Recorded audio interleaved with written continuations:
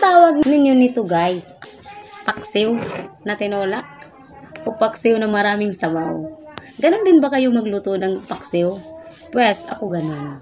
So, ayan guys, mapinalot nga kulop ang aton. Tungod kay kulop naman liwat. So, napapinalot kita ng pangikulop na sura. Makakarilit ba kamo akong gimbubuhat? Hindi ako maaram kung sukit kamo hini. Magluto. Ako kasi, usually, paksiw. Paksiw inihiya. Yan. Amin itak ka paksiw.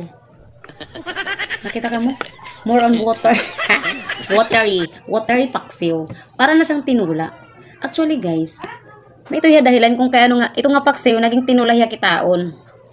Kaya, di ako maaram kung halahi, kung gusto, or talaga, ideal lang talaga ito sa nga tao para kahit paano, itat surais makaon naton at kabataan. Kaya di rin man ito na nangangaong gunit mga paksiw. Ito kita kayong bubuhat na la, para syempre, isikok man la talaga it paksiw. Kan madali laman talaga it mga panako. So, takong bubuhat ito, gindadamo ko tot sabaw.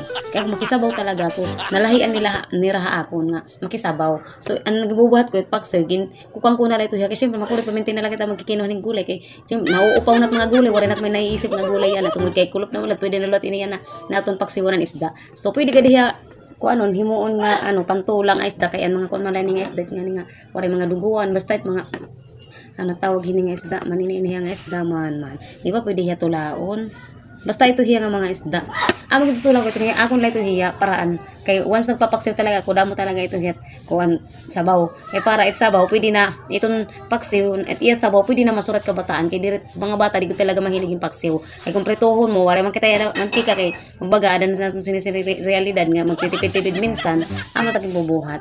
Ang akong suraya na is, kuan, lutong paksiw na maraming sabaw. Ito guys. So ito guys. Thanks for watching for my video. God bless us all. Bye-bye.